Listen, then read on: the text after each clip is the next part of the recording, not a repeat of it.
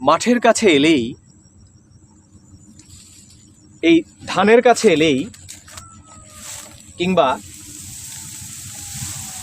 এই যে নদী, এই নদীর কাছে এলেই একজন কবির কথা অনেক বেশি মনে পড়ে। তিনি কে? তিনি আমাদের ধূসর কবি, রঙের কবি, বর্ণের কবি জীবনানন্দ দাশ। কবির কাব্য জুড়ে শুধু প্রকৃতি আর প্রকৃতি। সেখানে ধানের ছড়াছড়ি, সেখানে পাখির ছড়াছড়ি, সেখানে নদীর বহমানতা, সেখানে পোকামাকড়, পাখি, মানুষ, হাঁস, বক, আরও কত কিছু। অর্থাৎ প্রকৃতিকে তিনি আগলে রেখেছিলেন তাঁর কবিতায়। তাই গ্রামে এলে,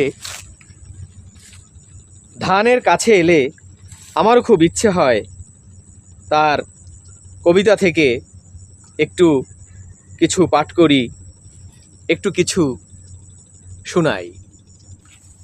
এই যে ধান, কি সুন্দর ধান!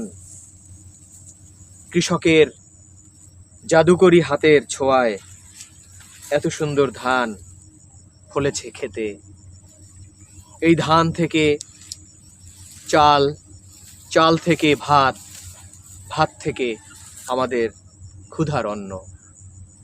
অথচ আমরা সেই কৃষকের খোঁজ রাখি না, আমরা সেই ফসলের মাঠের খোঁজ রাখি না, আমরা প্রকৃতির খোঁজ রাখি না।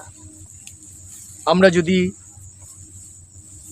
মাঠে এসে এভাবে ধানের সঙ্গে পরিচিত হতে পারি, কাছে আসো, এভাবে যদি ধানের সঙ্গে পরিচিত হতে পারি, তাহলে তো দেখুন কি সুন্দর সোনালী ধান, কি সুন্দর সোনালী ধান।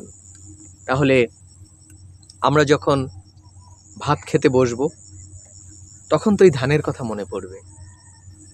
আমরা যখন ভাত খেতে বসবো, তখন মনে পড়বে এই ভাতগুলো, এই চাল কিভাবে এসেছে, কিভাবে ধান থেকে এগুলো বেরিয়ে এসেছে, আর এর পেছনে কারা? সেই কৃষক, সেই শ্রমজীবী মানুষগুলো, তাদের প্রচণ্ড শ্রমে ঘামে যে ধান চালে পরিণত হয়ে আমার ডাইনিং টেবিলে ভাত হয়ে এসেছে, তাদের কষ্ট, তাদের শ্রমগুলো আমার চোখের সামনে ভেসে উঠত। আর তখনই আমার অনুভূতি জেগে উঠত, তাদের প্রতি শ্রদ্ধা, তাদের প্রতি ভালোবাসা আমার ভেতর থেকে কাজ করত। তাই আমার খুব ইচ্ছে করে এখানে জীবনানন্দ দাশ এই ধান নিয়ে কি বলেছিলেন। উনি একটি কবিতায় বলেছেন,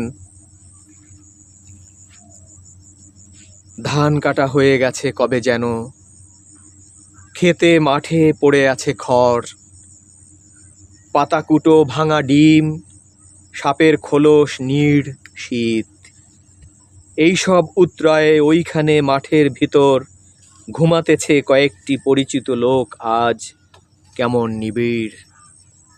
ওইখানে একজন শুয়ে আছে, দিনরাত দেখা হতো কত কত দিন, হৃদয়ের খেলা নিয়ে তার কাছে করেছি যে কত অপরাধ। শান্তি তবু, গভীর সবুজ ঘাস, ঘাসের ফড়িং, আজ ঢেকে আছে তার চিন্তা আর জিজ্ঞাসার অন্ধকার স্বাদ।